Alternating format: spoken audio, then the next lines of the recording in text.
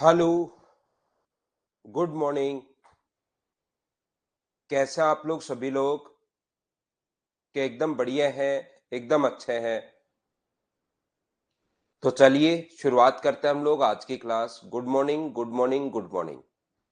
मैं आप लोगों को जो समझाने वाला हूँ, सबसे पहले मैं आप लोगों को पिरामिड के बारे में कुछ चीजें समझाता हूँ और फिर उसके क्वेश्चंस करेंगे हम लोग आज की क्लास में प्रिज्म के। दो चीजें, मैं भी एकदम ठीक हूँ मोहित, थोड़ी खांसी है जो जा ही नहीं रही है। मैं आपको यहाँ पर दो चीजें पढ़ाने वाला हूँ, ध्यान रखना आप लोग। एक तो अपने पास होगा, क्या होगा, पिरामिड। सबसे पहले थ्योरी हम लोग पढ़ेंगे और उसके बाद जो क्वेश्चंस हम लोग करने वाले हैं वो प्रिज्म के क्वेश्चंस करने वाले हैं। जय हिंद, जय प्रकाश।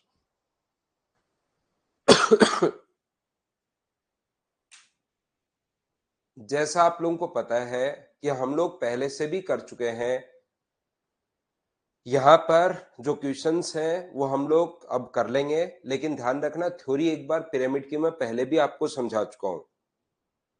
एक बार आज की क्लास में फिर से समझाने की कोशिश करता हूं और फिर हम लोग आगे बढ़ते हैं। यहां पर अगर कभी भी अपने पास ऐसी आकृति, ध्यान से सुनना आप लोग, ऐसी कोई भी आकृति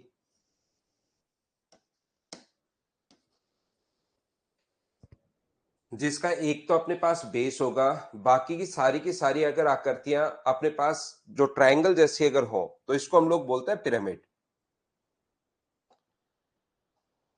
कोशिश करना समझने की, बाकी की जितनी भी आकृतियां अगर पिरामिड जैसी ऊपर की ट्रायंगल जैसी है सारे के सारे फेस, तो हम लोग इसको पिरामिड बोलेंगे। मुझे एक बात बताइए, ये जो ब्लू वाली लाइन मैंने यहां से ड्रॉ की है, इनका नाम क्या होगा? ई से ए तक, ई से बी तक और ई से सी तक। तो इस चीज का नाम होगा स्लांट एज।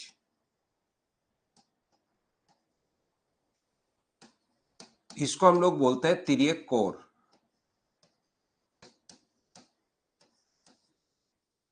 यहां पर ये लीजिए, सबसे पहली बात, गुड मॉर्निंग। लेकिन अब मैं यहां पर आप लोगों को पढ़ाने वाला हूं पिरामिड की थ्योरी। में सबसे पहले पढ़ाऊंगा, फिर प्रिज्म वापस पढ़ाऊंगा और फिर उसके क्वेश्चंस करवाऊंगा प्रिज्म के। आज की क्लास में ये अपने पास होने वाली है।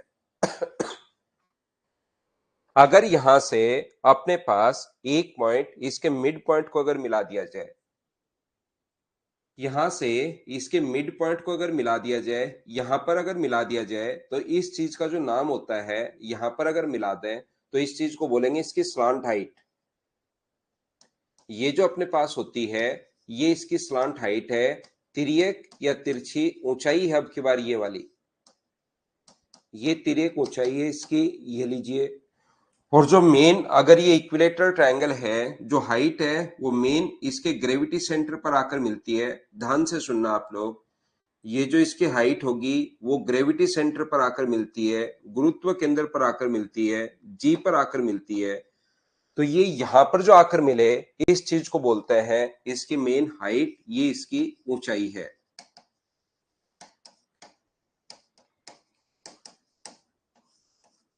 यहां पर ध्यान से सुनना आप लोग, मेन हाइट या ऊंचाई है इसकी, ये जो ग्रेविटी सेंटर पर अगर आकर मिलती है तो इस चीज को बोलते हैं हम लोग, इसका मिड पॉइंट अपने पास डी है। ध्यान से समझना सभी लोग। और इसके अपने पास तीन फॉर्मूले थे। इसका एक फॉर्मूला था अपने पास, मुझे बताइए, एलएसए का, क्या आपको याद है क्या? 1/2 पेरीमीटर ऑफ बेस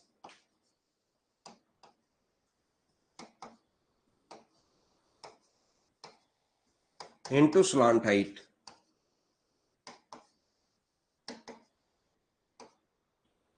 यहां पर इसके टोटल सरफेस एरिया का जो फॉर्मूला है, कुल पृष्ठीय क्षेत्रफल जो है, वो अपने पास होता है area of base into height.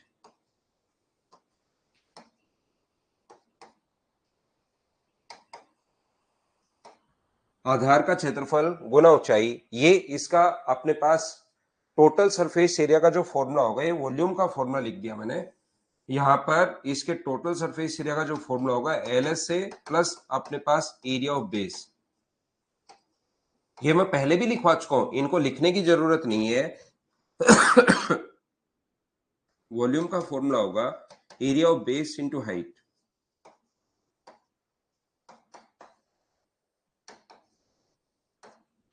आधार का क्षेत्रफल गुना ऊंचाई, ये चीज मैं आपको पहले भी समझा चुका हूं। क्या आप लोग बिल्कुल इस चीज को समझ पाए हो क्या? बताओ मुझे। ये फॉर्मूले जो हैं वो मैं पहले भी आपको लिखवा चुका हूं। अब थोड़ा सा हम लोग आगे बढ़ेंगे और वापस से आपको आगे की चीजें समझाने की कोशिश करता हूं। देखिए, अगर बहुत शानदार क्वेश्चंस बना, मैं आज भी समझा रहा हूं, कल वापस समझाऊंगा। अगर बहुत अच्छा क्वेश्चन अपने पास बनता है तो बेस जो आएगा वो या तो इक्विलेटरल ट्रायंगल आएगा, या अपने पास स्क्वायर आएगा, या रेक्टेंगल आएगा, या हेक्सागन आएगा। क्वेश्चन में बेस कुछ भी आ सकता है, लेकिन अगर अच्छा क्वेश्चन बना तो बेस ही चार आएंगे। बेसिक से क्वेश्चन अगर बनता है तो बेस आपके सामने या तो इक्विलेटरल ट्रायंगल बनेगा, या स्क्वायर बनेगा, या रेक्टेंगल बनेगा, या हेक्सागन बनेगा। यही चार बनेंगे, इसके अलावा कुछ बनेगा नहीं। तो देखिए, यहां पर अपने पास इस प्रकार से है।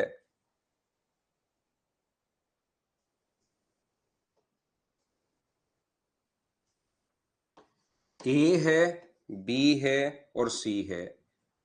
ये जो अपने पास है ए, बी और सी, याद रखना। अगर हम लोग उधर बनाता हूं डायग्राम, इधर फिर लिख देता हूं इस चीज को, ध्यान से सुनना इस चीज को। अगर बेसिक आपका क्लियर हुआ तो चीजें आराम से आपको समझ में आना शुरू होंगी, कहीं कोई प्रॉब्लम नहीं आएगी। जब बेसिक अगर क्लियर होता है तो बेस अगर एक इक्विलेटरल ट्रायंगल हुआ, बेस अगर एक समबाहु त्रिभुज है ए, बी और सी, ये जो अपने पास है, ये इसकी अपने पास स्लांट एज है, यहां से ई से ए तक, ई से अपने पास सी तक, और ई से बी तक, ये अपने पास स्लांट एज है इसकी। ये जो यहां पर है, ये अपने पास स्लांट एज है यहां से,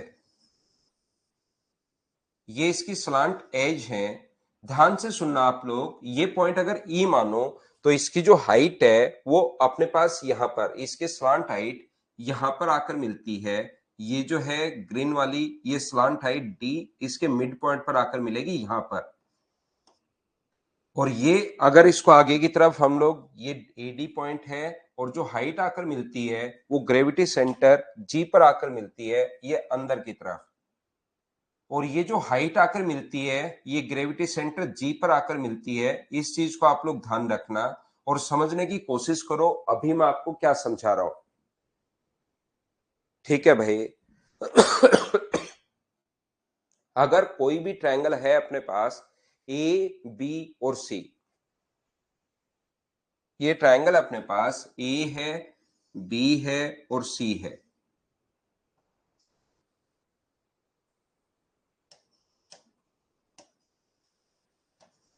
ये ग्रेविटी सेंटर अपने पास जी है। मुझे बताओ, ये मार्कर जो है, ध्यान से सुनना आप लोग सभी लोग, ये मार्कर इस पर, इस बोर्ड पर मैं कितनी भी लाइन खींच दूं, ये मार्कर जो है वो हमेशा कितने डिग्री का कोण बनाएगा? तो आप कहोगे सर 90 डिग्री का कोण बनाएगा। ये जो मार्कर होगा, कितनी भी लाइन इधर खींच दो, इधर खींच दो, यहां खींच दो, यहां खींच दो, यहां खींच दो, कितनी भी लाइन खींच दीजिए, अगर ये जो मार्कर है वो कितने डिग्री का कोण बनाएगा? तो आप कहोगे सर मार्कर जो है, ये मार्कर बोर्ड के साथ हमेशा 90 डिग्री का एंगल बनाता है। तो ये जो ऊपर से हाइट, ये इसी प्रकार से रियल में ट्रायंगल नीचे है, ऊपर की तरफ ये बेस है, तो ये 90 डिग्री का कोण बनाता है। यहाँ पर मार्कर प्रत्येक लाइन के साथ 90 डिग्री का कोण बनाता है। तो ये अंदर ट्रायंगल में ये वाला जो एंगल होता है, ये वाला जो ट्रायंगल होता है, ये अपने पास 90 डिग्री का कोण यहाँ पर बनता है। तो ये एक राइट एंगल ट्रायंगल बन गया। और राइट एंगल ट्रायंगल अगर बन गया तो पाइथागोरस थ्योरम से आप लोग क्या लिख सकते हो? राइट एंगल ट्रायंगल में पाइथागोरस थ्योरम से आप लोग लिख सकते हैं एच स्क्वायर प्लस अपने पास डीजी का स्क्वायर बराबर होता है अपने पास स्लांट हाइट का स्क्वायर। ये अपने पास पाइथागोरस थ्योरम से लिखा जा सकता है। 90 डिग्री के सामने वाली जो साइड है स्लांट हाइट, तिर्यक ऊंचाई, अगर ऊंचाई के स्क्वायर में आप लोग ऐड करते हो डीजी का स्क्वायर, तो हमेशा ध्यान रखना बराबर में अपने पास तिर्यक ऊंचाई का स्क्वायर आ जाता है। तिर्यक ऊंचाई का स्क्वायर हम लोग लिख सकते हैं। ये अपने पास आपको पता होना चाहिए, इसका स्क्वायर करना है। एक फॉर्मूला सबसे पहले ये। दूसरा, आप लोग मुझे एक बात बताना, कोशिश करना सीखने की। फिर से मैं आपको समझाता हूं। ये कोई भी अपने पास एक ट्रायंगल है एबीसी, जो एक इक्विलेटरल ट्रायंगल है, ध्यान रखना, ये एक समबाहु त्रिभुज है, इक्विलेटरल ट्रायंगल है। और मुझे आप लोग एक बात बताओ, ई से ए तक, ई से बी तक, बार बार मैं समझाऊंगा तो धीरे धीरे ये चीजें आपको याद होनी शुरू होंगी। ई से ए तक, ई से बी तक और ई से सी तक अगर मिला दिया जाए तो ये इसकी स्लांट एज है। ई से ए को, ई से बी को और ई से सी को अगर मिला दिया जाए तो ये इसकी स्लांट एज है, और जो यहां आकर मिले वो उसकी स्लांट हाइट है। मैं आपको ये कहूंगा, ध्यान से सुनने की कोशिश करना, मैं आपको ये बोलूंगा कि यहां से अपने पास, जब भी अपने पास ये पॉइंट डी पर अगर आकर मिले तो ये सामने वाली जो साइड डी ए होगी, ये जो सामने वाली साइड है डी ए, ध्यान रखना इसके साथ तो, सामने के साथ तो 90 डिग्री का कोण नहीं बनाता। जैसे अगर मैं बात करूं, ये पॉइंट डी आप लोगों के लिए बनाऊं, ध्यान से समझना, पॉइंट डी अपने पास यहां पर इस प्रकार से है, ये नीचे की तरफ अपने पास बीसी है ये साइड, और सामने डी ए गया हुआ है। ऊपर से हाइट अगर मैं आप लोगों के लिए बनाता हूं इस चीज को, इस प्रकार से हाइट अगर बनाई जाए, ये अपने पास स्लांट हाइट, ये जो ब्लैक वाली है स्लांट हाइट, डी पॉइंट में बना रहा हूं, ये अपने पास जो पॉइंट है यहां पर, ये वाला अपने पास पॉइंट जो है वो अपने पास पॉइंट है कौन सा, ये D A point, D point है यहां पर, डी पॉइंट पर एक बीसी आई हुई है, ये रही, अगर आप लोग समझ पाओ तो। और आगे की तरफ ये डी ए गई हुई है, डी ए आगे की तरफ। तो जो मार्कर है ये अपने पास स्लांट हाइट, ध्यान से समझना, इसका बेसिक क्लियर होना चाहिए। स्लांट हाइट जो है वो आगे की तरफ झुकी हुई है, और आगे की तरफ अगर झुकी हुई है स्लांट हाइट, तो मुझे बताओ डीए के साथ क्या 90 डिग्री का कोण बनाएगी क्या? आप खुद सोचिए, ये लाइन यहां से यहां तक डी ए है, ये सामने गया हुआ है, ये डी ए है, तो ये झुका हुआ अगर है आगे की तरफ, तो डीए के साथ क्या 90 डिग्री का कोण बनाएगा क्या? आप कहोगे नहीं सर, ये ऐसे होती तो 90 डिग्री का कोण बनाती, झुकी हुई है तो डीए के साथ तो 90 डिग्री का कोण नहीं बनाएगी, डीए के साथ तो नहीं बनाएगी, लेकिन नीचे वाली साइड जो बीसी है अपने पास, ये वाला जो मार्कर बीसी है, डीए को अगर मैं यहां से हटा दूं, तो मुझे बताओ बीसी जो है, ये मार्कर से आगे की तरफ कितना भी झुक जाओ, डीए के साथ तो 90 डिग्री का कोण नहीं बनाता, आगे की तरफ कितना भी झुक जाओ, साथ वाली के साथ जो कोण बनाएगा वो मुझे बताओ क्या 90 डिग्री का एंगल होगा क्या? ये जो बीसी के साथ एंगल बनाता है, यहां पर जो कोण बनता है, ये वाला कोण, ये हमेशा कितने डिग्री होता है? तो आप ध्यान रखना है 90 डिग्री होता है इसके एक फेस पर। इसका जो एक फेस है, इस पर ये जो कोण होगा वो अपने पास 90 डिग्री होगा। इस चीज को आप लोग ध्यान रखना, इसको आप लोग याद रखना। तो हम लोग यहां पर लिख सकते हैं, ये स्लांट हाइट है, स्लांट हाइट को हम लोग एल से डिनोट करते हैं। वैसे ये फॉर्मूला आप लोग ध्यान रखना, स्लांट हाइट का स्क्वायर में अगर आप लोग साइड का आधा, ये यहां से यहां तक डीसी को साइड का आधा आप लोग लिख सकते हो, का स्क्वायर अगर ऐड करोगे तो बराबर में अपने पास आ जाएगा स्लांट एज का स्क्वायर, अपने पास आ जाएगा तिर्यक कोर का स्क्वायर, अपने पास आ जाएगा। ये स्लांट एज के स्क्वायर में साइड बाई टू का स्क्वायर अगर ऐड करते हो स्लांट हाइट के स्क्वायर में तिर्यक ऊंचाई में, तो अपने पास यहां पर ये दोनों फॉर्मूले आप लोग ध्यान रखना। कल की क्लास में फिर ये दोनों बताऊंगा, धीरे धीरे मैं पढ़ा रहा हूं क्योंकि मुझे पता है कि एक दिन में याद नहीं रहता है।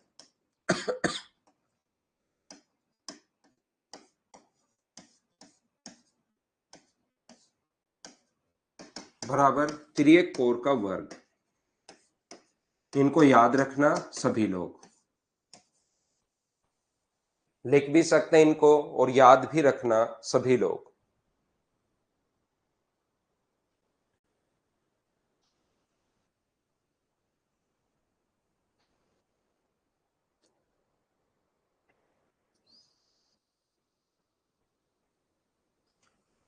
तो यहां पर अब अपने पास जो कल की क्लास में फिर समझाता हूं इसका बेसिक, सुबह आते ही एक बार मैं आपको प्रिज्म के बारे में बताना चाह रहा हूं।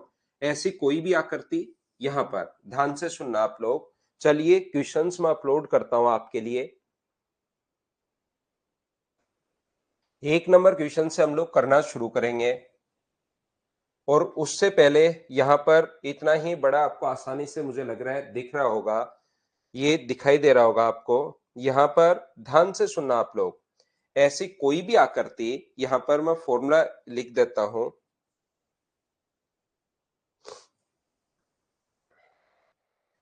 जिसके ऊपर और नीचे एक तो बेस सेम हो, जिसके ऊपर और नीचे एक तो बेस सेम हो, ध्यान रखना आप लोग।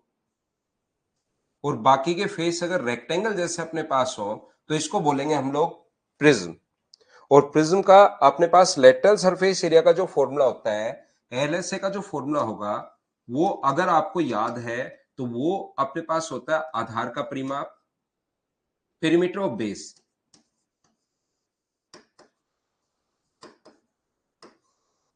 इनटू अपने पास हाइट, आधार का परिमाप इनटू अपने पास ऊंचाई। टोटल सरफेस एरिया का जो फॉर्मूला होता है वो अपने पास होता है LSA plus 2 into area of base. ये चीज आपको पता होनी चाहिए या पता होगी। और इसके वॉल्यूम का जो फॉर्मूला होता है वो होता है area of base into height.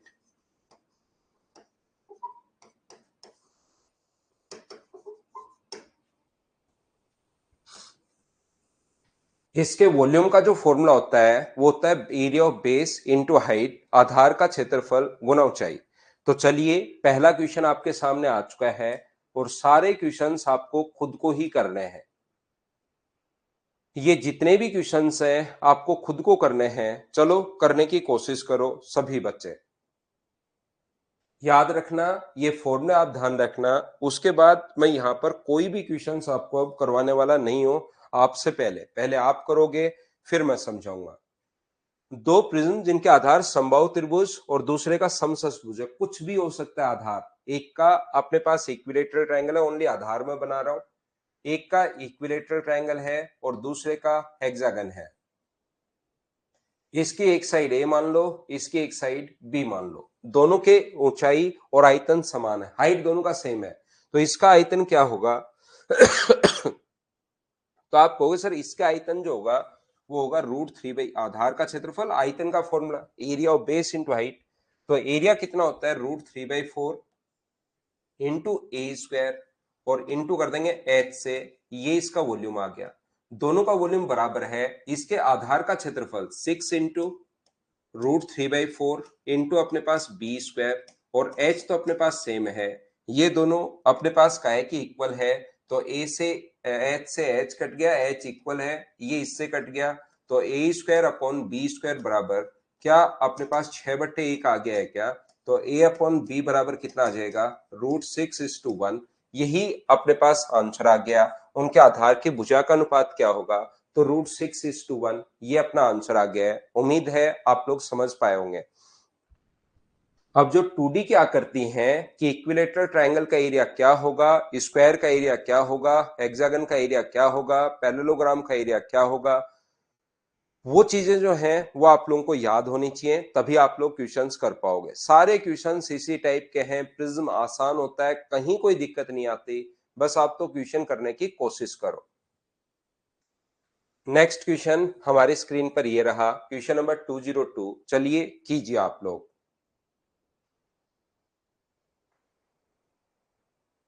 The base of a solid right prism is a triangle whose sides are 9, 12 and 15. The height of prism is 5. The total surface area of prism is। यहां पर अपने पास 9, 12 और 15 का कोई आधार है। वैसे diagram बनाना चाहो 9, 12 और 15 राइट एंगल ट्राइंगल है। इसका मतलब 9 का स्क्वायर, 12 का स्क्वायर, 15 का स्क्वायर होता है। इसका मतलब कोई समकोण त्रिभुज यहां पर अपने पास है। 9, 12 और 15, 9, 12 एंड 15 तो राइट एंगल ट्राइंगल है। इसका बेस और इसकी जो हाइट दी हुई हम लोगों को वो दी हुई है 5। हम लोगों से पूछा है टोटल सरफेस एरिया। तो आप कहोगे सर टोटल सरफेस एरिया का फॉर्मूला मुझे पता है, ये मैंने लिख भी दिया है कि कोई बच्चे को नहीं याद हो तो मैं एक बार लिख दूं ताकि आप लोग आसानी से क्वेश्चन कर पाओ। एलएसए का फॉर्मूला होता है perimeter of base into height. तो पेरीमीटर ऑफ बेस जो होगा अपने पास वो कितना होगा? 12, 9 और 15 तीनों को हमें जोड़ना है। तो आप लोग इनको 12 और 15 है, 9, 12, 15 ही है। 9 और 12 21 और 15 जोड़ोगे 36। एलएसए आधार का परिमाप इंटू ऊंचाई प्लस 2 गुना आधार का क्षेत्रफल। अब बेस आपको खुद को देखना पड़ेगा कि क्या है। मोहित बिल्कुल ठीक है भाई। बेस आपको खुद को देखना पड़ेगा कि वहां पर क्या है। इक्विलेटरल ट्रायंगल है, राइट एंगल ट्रायंगल है, स्क्वायर है, पैरेललोग्राम है, यहाँ क्या है? Right angle triangle. तो राइट एंगल ट्रायंगल के एरिया का फॉर्मूला होता है half into base into height. 36 × 5 180, 180 में 12 × 9 108 अगर ऐड करोगे तो आंसर कितना आ गया? तो आप बोलोगे सर आंसर आ गया 288। ये अपना आंसर आ गया सी। बताइए क्या आप लोग कर पा रहे हैं क्या? खुद से करना है आपको, प्रत्येक क्वेश्चन करने की कोशिश कीजिए। क्वेश्चन नंबर अपने पास यहां पर लिखा हुआ है 203। चलो करो।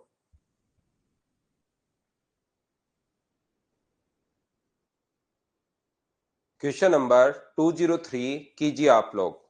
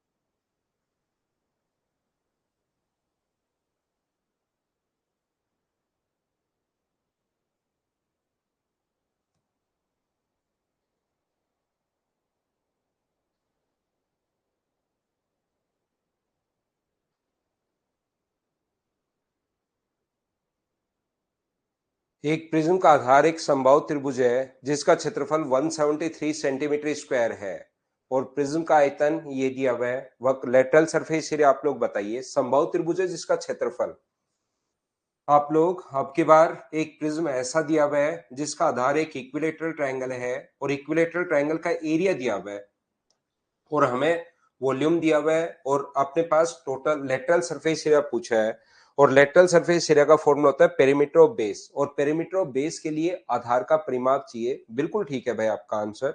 आधार का परिमाप अगर आपको चाहिए तो मुझे एक बात बताओ आप लोग, इसका एरिया दिया हुआ है और वॉल्यूम भी दिया हुआ है। वॉल्यूम का फॉर्मूला होता है आधार का क्षेत्रफल गुना ऊंचाई। 173 इंटू अपने पास एच करोगे, area of base into height करोगे तो बराबर में वॉल्यूम आ जाएगा 10,380। यहां से काटोगे 173 से, ये कट जाएगा 60 टाइम, तो एच का मान जो आ गया है वो कितना आ गया है 60। हाइट आपके पास 60 आ गई है। हाइट तो अपने पास एलएसए के फॉर्मूले में, ऊंचाई तो अपने पास आ गई है। हमें पेरीमीटर ऑफ बेस चाहिए और पेरीमीटर ऑफ बेस के लिए, पेरीमीटर ऑफ बेस के लिए बेस की साइड चाहिए। तो बेस का साइड नहीं, एरिया दिया हुआ है और एरिया का फॉर्मूला हमें होता है √3/4 इंटू साइड स्क्वायर।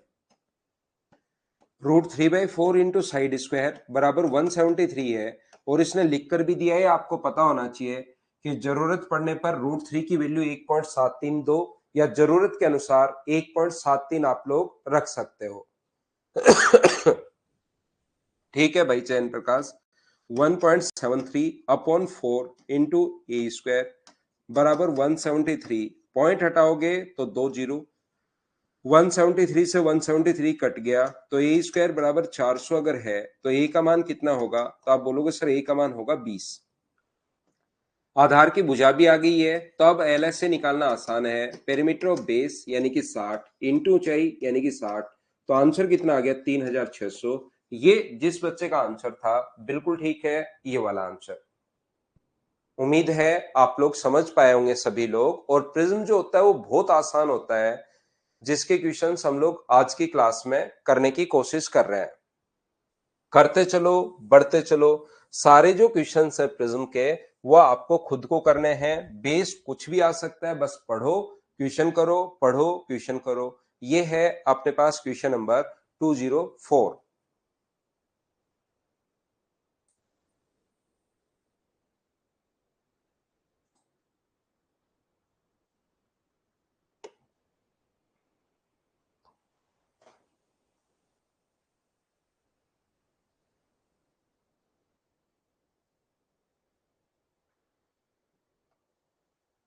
एक प्रिज्म का आधार समलंब चतुर्भुज है, समांतर भुजाओं की लंबाई 8 और 14 है और इनके बीच की लंबवत दूरी 8 है। यहां पर देखिए एक ऐसा इसका बेस जो दिया हुआ है, सिर्फ मैं बेस बना रहा हूं भाई, बेस में बना रहा हूं कि बेस ये दिया हुआ है 8 और 14 और इसके बीच की जो दूरी दी हुई है वो भी दी हुई है 8। ऐसा ही एक समलंब चतुर्भुज ऊपर की तरफ होगा यहाँ पर 3D में। तो ध्यान रखना आप लोग इसके ऊंचाई अगर पूछे हम लोगों से, आयतन दिया हुआ है तो आयतन का फॉर्मूला क्या होता है, आधार का क्षेत्रफल। इसका एरिया बताइए तो आप कहोगे सर समलंब चतुर्भुज का इसका फॉर्मूला होता है area of base into height. वैसे वहां उधर भी लिखा हुआ है मैंने, लेकिन बार बार लिख रहा हूं ताकि आपको याद हो याद हो याद हो बराबर अपने पास वॉल्यूम। तो बताइए एरिया ऑफ बेस समलंब, एरिया बेस है क्या? आपको एरिया ऑफ बेस लिखने के लिए पहले देखना पड़ेगा बेस है क्या। तो आप बोलोगे बेस समलंब चतुर्भुज है और समलंब चतुर्भुज के एरिया का फॉर्मूला जो होता है वो होता है 1/2 sum of parallel sides into distance between them. ये तो हो गया बेस, इनटू हाइट हमें निकालनी है, बराबर वॉल्यूम जो कि अपने पास गिवन है 1056, ये हमें दिया हुआ है। 2 से कट जाएगा 11 बार, 11 से कट जाएगा 9 और 6 बार। तो मुझे बताओ 8 नीचे आएगा तो 12 8 96। ये आप लोगों का आंसर था जो कि बिल्कुल ठीक है। 204 के बाद नेक्स्ट क्वेश्चन पर हम लोग चलते हैं। एक ही क्वेश्चन में आपको करवाते हुए जा रहा हूं भाई, आप लोग भी इसको सोल्व करने की जरूर कोशिश करो। इस टाइम कीजिए आप लोग क्वेश्चन नंबर 205, करो चलो।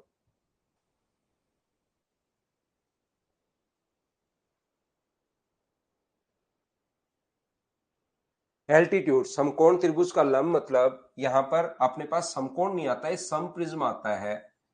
The altitude of A right prism, यहाँ इंग्लिश में ठीक लिखा हुआ है राइट प्रिज्म, ये कोण नहीं आएगा। लंब यानी कि हाइट ये दी हुई है और आधार 12 सेंटीमीटर भुजा वाला एक समबाहु त्रिभुज दिया हुआ है। आराम से आप लोग फाइंड आउट कर सकते हो, अगर आपको फॉर्मूले याद होंगे क्वेश्चंस आसानी से आप लोग कर पाओगे, कहीं पर कोई दिक्कत आपको आएगी ही नहीं। ये अपने पास दिया हुआ है, आधार एक इक्विलेटरल ट्रायंगल है, ये लीजिए।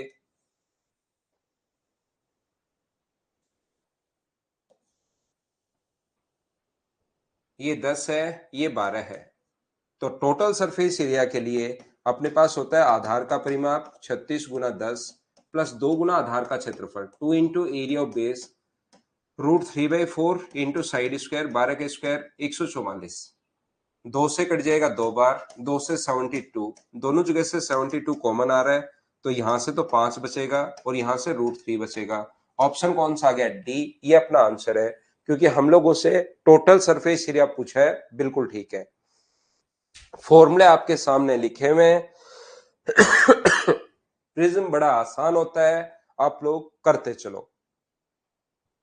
चलो करो क्वेश्चन नंबर 5 नंबर के बाद 6 नंबर कीजिए आप लोग।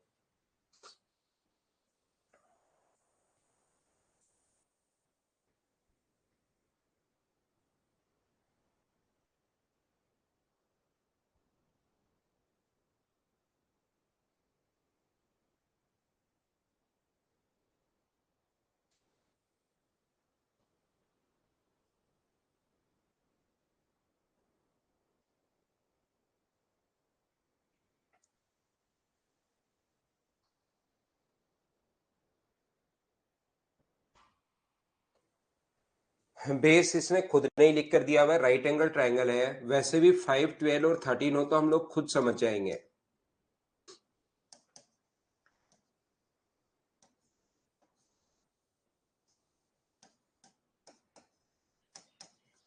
बेस एक राइट एंगल ट्रायंगल है, ये लीजिए। यहां पर अपने पास टोटल सरफेस एरिया हम लोगों को दिया हुआ है तो इसकी ऊंचाई अपने पास क्या होगी। तो मुझे एक बात बताइए, इसका अपने पास आधार का परिमाप गुना ऊंचाई, टोटल सरफेस एरिया के लिए LS से प्लस 2 गुना आधार का क्षेत्रफल, तो ये अपने पास 30 into H plus 2 into area of base. Right angle triangle का एरिया ये होता है 5 इंटू 12 बराबर दिया हुआ है 360। 2 से 2 कट गया तो 30 इंटू एच बराबर 60 माइनस करोगे तो 300। तो एच का मान मुझे बताइए कितना आ गया है। तो आप कहोगे सर एच की जो वैल्यू आ गई है वो आ गई अपने पास 10। नेक्स्ट देखिए आप लोग यहां पर क्वेश्चन नंबर 207, ये आसान आसान क्वेश्चंस हैं, फटाफट करते चलो। प्रिज्म के क्वेश्चंस हम लोग जल्दी ही कर लेंगे।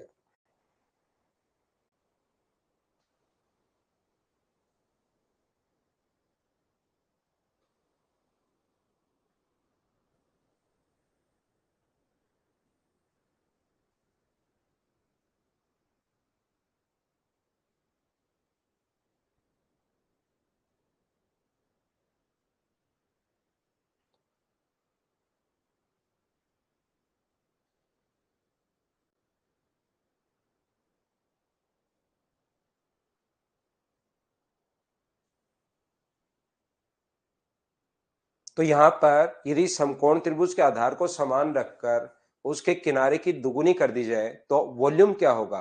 मुझे बताइए। आधार तो समान है और ऊंचाई को कर रहे हैं हम लोग, लेटरल जो एज एज है ना, ये जो एजेस हैं इनको हम लोग डबल कर रहे हैं।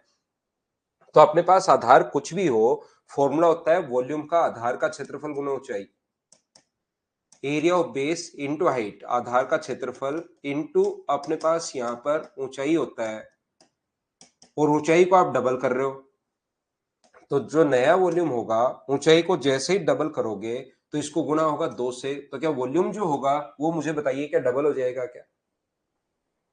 जैसे ही ऊंचाई को आप लोग डबल करोगे, किनारे की लंबाई दुगुनी कर दोगे, तो वॉल्यूम में क्या इफेक्ट होगा? तो ध्यान रखना वॉल्यूम भी अपने पास डबल हो जाएगा, क्योंकि अपने पास बेस को तो चेंज कर नहीं रहे आप, सिर्फ ऊंचाई को चेंज कर रहे हो। तो ऊंचाई को चेंज करते ही अपने पास जो वॉल्यूम होगा वो डबल हो जाएगा। तो नेक्स्ट क्वेश्चन आप लोग करो। क्वेश्चन नंबर अपने पास लिखा हुआ है, ये जो है 208, करो चलो।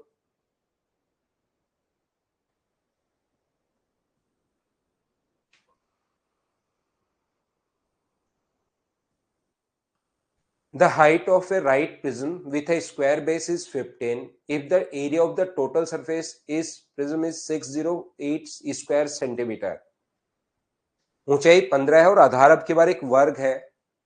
अब यहां से ध्यान से समझने की कोशिश करो, ये एक स्क्वायर है, तो अपने पास आधार की भुजा हम लोगों को नहीं दी हुई, लेकिन टोटल सरफेस एरिया दिया हुआ है, हाइट दी हुई है 15, आधार की भुजा ए मान लो।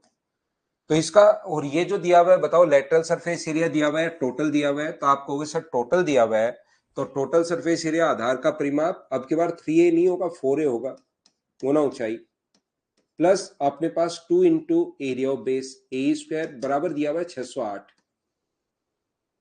तो यहां से 2 का भाग दोगे तो ए स्क्वायर, यहां पर यहां दोगे तो अपने पास 60 में 2 का भाग 38, यहां 2 का भाग दोगे तो 304, ये इधर भी ले आए और बराबर में अपने पास 0। ऐड करने पर अपने पास 30 आना चाहिए, इनटू करने पर 304 आना चाहिए। एक क्वाड्रेटिक इक्वेशन बन गई है, एक द्विघात समीकरण बन गई है अपने पास यहाँ पर। तो कितना कितनी वैल्यू होगी यहाँ पर? 38 और माइनस का 8, क्योंकि जोड़ो तो अपने पास 30 बनना है, इनटू करोगे तो 304 बनना है। एक ही वैल्यू निकालनी है तो वैल्यू चेंज करते हैं, प्लस की जगह माइनस और माइनस की जगह प्लस। तो आंसर माइनस में तो हो नहीं सकता, ए का मान आएगा 8। ए का मान 8 आते ही क्या आप लोग वॉल्यूम फाइंड आउट कर सकते हो क्या? आप कहोगे सर बिल्कुल, वॉल्यूम का फॉर्मूला तो आधार का क्षेत्रफल 8 का स्क्वायर, क्योंकि अब की बार बेस इक्विलेटरल ट्रायंगल नहीं है, स्क्वायर है। 8 का स्क्वायर अपने पास 64, और इंटू कर दोगे ऊंचाई से 15 से, तो 15 गुना 6 90 और 15 चौक 60, तो आंसर जो आ जाएगा वो 960 सेंटीमीटर क्यूब, ये अपने पास आंसर आ जाएगा। बताइए बिल्कुल ठीक है क्या? तो चीजें देखिए आपको सोल्व तो करनी पड़ेंगी। यहां पर इसी टाइप के क्वेश्चंस हैं। प्रिज्म कहीं पर कहीं कोई दिक्कत नहीं आती, प्रिज्म बिल्कुल आसान होता है। नेक्स्ट क्वेश्चन फिर से आ गया है। आधार 8 सेंटीमीटर भुजा वाला एक समबाहु त्रिभुज है, ऊंचाई आप लोग बताओ, बताओ कर लोगे क्या? आधार जो अपने पास है 8 सेंटीमीटर भुजा वाला एक समबाहु त्रिभुज है और ऊंचाई अपने पास 10 है। तो बताइए वॉल्यूम का फॉर्मूला तो हमेशा आधार का क्षेत्रफल, अब बेस इक्विलेटरल ट्रायंगल है तो √3/4 इंटू साइड स्क्वायर, इंटू कर देंगे एच से। सब कुछ दिया हुआ है आपको, अब इससे आसान क्वेश्चन और क्या देगा? और इनके क्वेश्चंस ऐसे ही आ जाते हैं प्रिज्म और पिरामिड के, जब आप लोग क्वेश्चन सोल्व करने की कोशिश करोगे। अगला करो क्वेश्चन नंबर 210।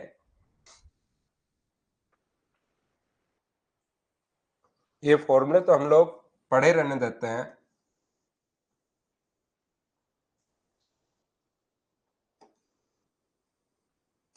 ताकि इसको तो आप लोग देख के किसी बच्चे को याद नहीं है वो भी क्वेश्चन कर पाए।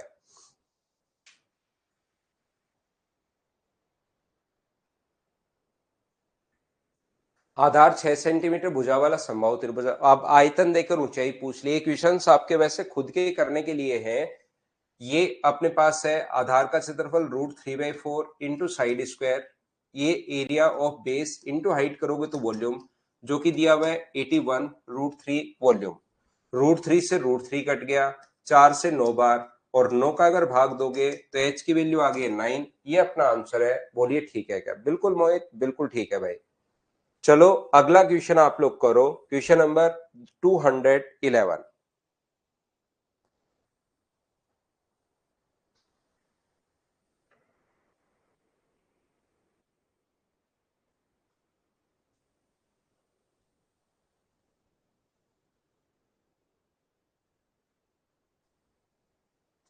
एक प्रिज्म का आधार एक समकोण त्रिभुज है और बनाने वाली भुजाएं 10 और 12 हैं, ऊंचाई 20 है। एक समकोण त्रिभुज है जिसकी बनाने वाली भुजाएं 10 और 12 हैं, 10 है 12 है, राइट एंगल बनाने वाली साइड्स 10 है और 12 है, ये लीजिए। और इसकी जो ऊंचाई है वो हम लोगों को दी हुई है, कितनी ऊंचाई दी हुई है? 20। अब इसने कहा है कि 1 सेंटीमीटर क्यूब का वजन अगर 6 ग्राम है, घन सेंटीमीटर क्यूब घन सेंटीमीटर है, तो इसका टोटल वजन क्या होगा? वजन नहीं, वेट पूछा है, वजन क्या होगा ये अपने पास पूछा है। तो ध्यान रखना, हमें वॉल्यूम निकालना है, और वॉल्यूम निकालकर हम लोग इंटू कर देंगे 6 से, तो उसका टोटल वेट आ जाएगा। तो वॉल्यूम का फॉर्मूला क्या होता है? आधार का क्षेत्रफल गुना ऊंचाई। तो आधार राइट एंगल ट्रायंगल है, एरिया ऑफ बेस सोचा करो, राइट एंगल ट्रायंगल है तो half into base into height, ये अपने पास आधार का क्षेत्रफल गुना ऊंचाई, ये अपने पास वॉल्यूम आ जाएगा। 2 से 6 बार, 6 से 12 बार, 1200 सेंटीमीटर क्यूब। लेकिन इसने हम लोगों से वजन पूछा है, तो 1 सेंटीमीटर क्यूब का जो वजन है वो 6 ग्राम है। 6 से इंटू कर दोगे तो 7200 ग्राम आ जाएगा। लेकिन क्योंकि इसने ऑप्शन केजी में दिए हुए तो 1000 का भाग दे देंगे, तो आंसर आ जाएगा 7.2 केजी। यहाँ पॉइंट लगेगा 7.2 केजी, ये अपने पास आंसर आ जाएगा।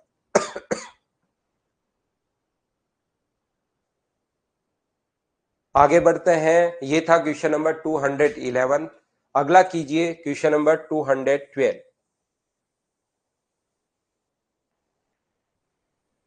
करते चलिए, बढ़ते चलिए, करते चलिए, बढ़ते चलिए।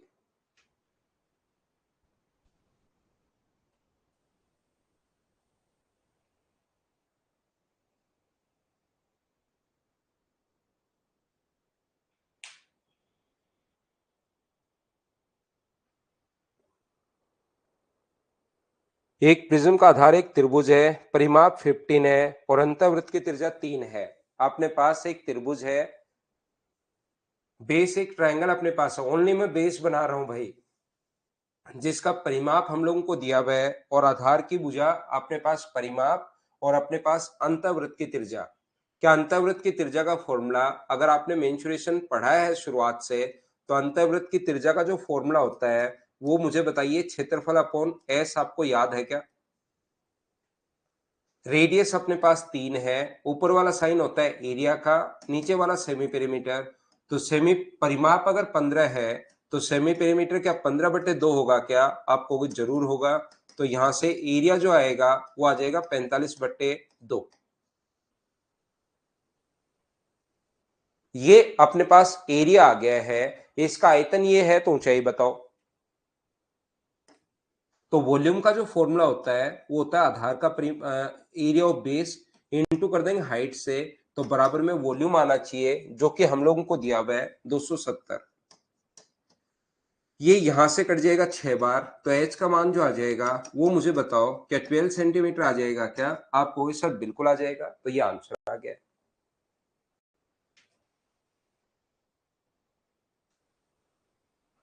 तो यहां पर याद रखना, ये जो अपने पास होता है रेडियस, अगर इन रेडियस अपने पास दी हुई है तो रेडियस का फॉर्मूला होता है क्षेत्रफल अपॉन एस। इसको आप याद रखिए, एरिया अपॉन सेमी पेरीमीटर, और ये मैं बता के आया हूं आपको। चलो अगला करो, क्वेश्चन नंबर 213।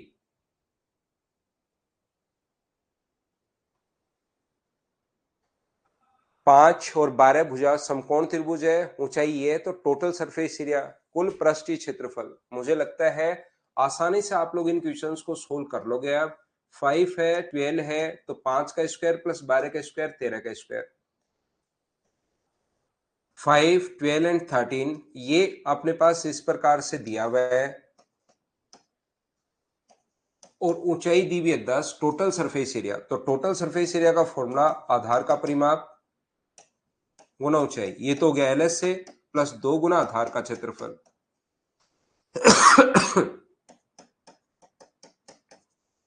तो 300 और 60, 360 आंसर आ गया। अगला करो 214।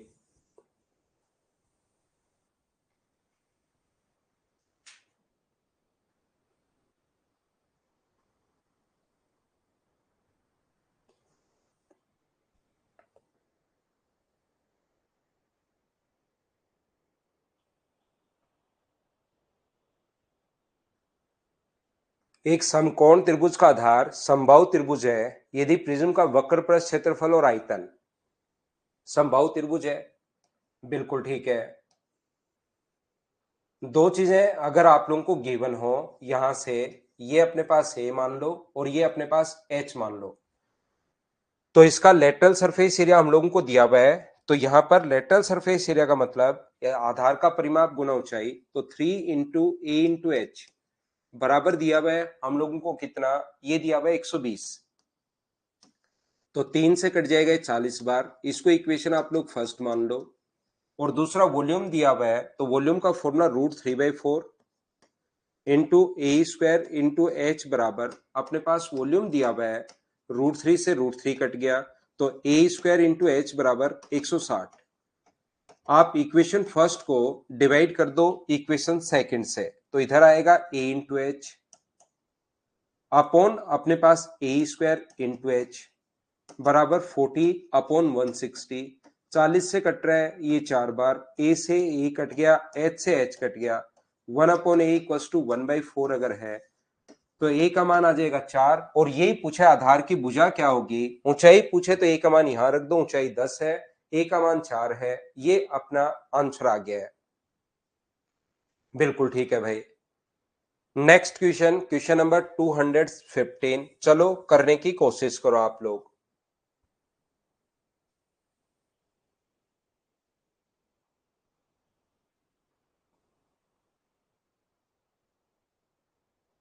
एक प्रिज्म का आधार समबाहु त्रिभुज है जिसकी ऊंचाई 1/4 कर दिया जाए तो आधार के प्रत्येक भुजा को 3 गुना कर दिया जाए।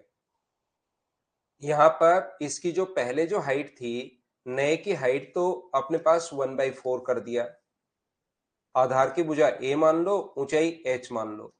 नया जो बनाया है उसमें अपने पास क्या किया, ऊंचाई को तो 1/4 कर दिया और आधार की भुजा को 3 गुना, प्रत्येक भुजा को 3 गुना और ऊंचाई को, तो आयतन का बताइए। तो आयतन का फॉर्मूला होता है आधार का क्षेत्रफल, इसका आधार होगा √3/4 इंटू ए स्क्वायर इंटू एच, ये अपने पास होगा √3/4 इंटू ए स्क्वायर, इसका स्क्वायर करोगे तो 9a स्क्वायर इंटू एच का मतलब h/4।